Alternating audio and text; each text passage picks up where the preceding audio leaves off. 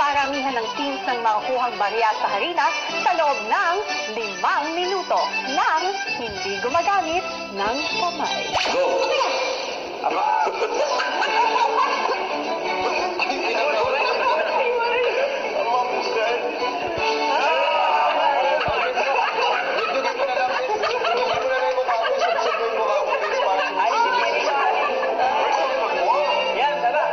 Si Cora masyadong naging maingat sa kanyang laro.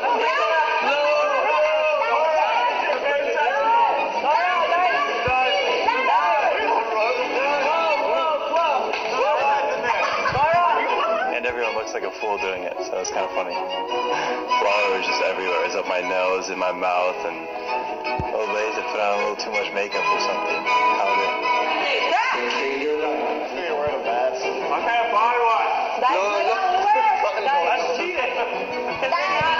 Last 2 minutes. So, nakakatuwa silang panoorin na mag-compete sa bawat isa. Yung nakita ko po sa kanila, sobrang saya nila sa lahat ng mga ginawa po natin, Kuya. Lalo lang nakikita yung closeness nila kada hinaharap sila, Kuya. Magkamukha nga sila, pero totally magkaibang tao po sila. Mas outgoing po si Tyler. Si Tanner, medyo, tatay-tahimik. Pero pagka nandyan na sila magkasama po, si Tanner po, nag-step up po talaga yung kakulitan din. Where's the point? There. Nakaganda na kayo? Nakadalawa na kayo? Alam na pala.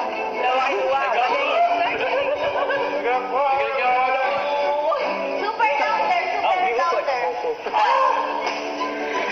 Parang sa'yo eh. Meron ba? Hindi ko makuha. Really? It was right there. 10, 9, 8, 7, 6, 5, 4, 3, 2, 1. Stop. Win.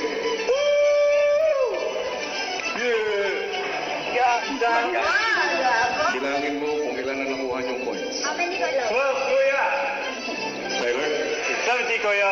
Sa makatwid, ang panalo, Team Tyler. Para sa huling laro, may ipinasok si Kuya. Ano? Baboy talaga yan, Biik. Iba sa baka? Kuya, hindi ako isa dyan.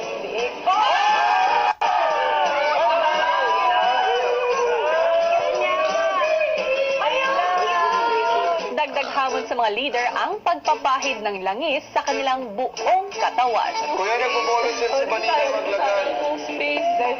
Ang bango Big nung brother, hintay ko po ang inyong hudyat. Ang bango nung all. Pero ang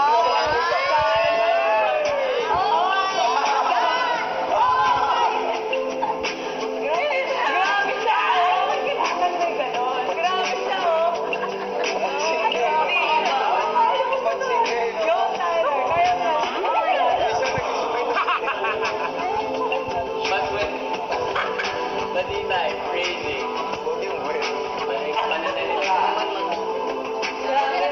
Pwede mag-spray lang yung ginoo.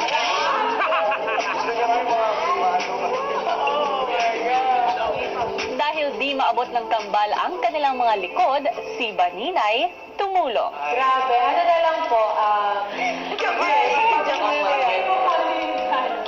Yan. Ayun sa labas na. Yan. baby. Yan. Big brother, baka ako yung maging baboy.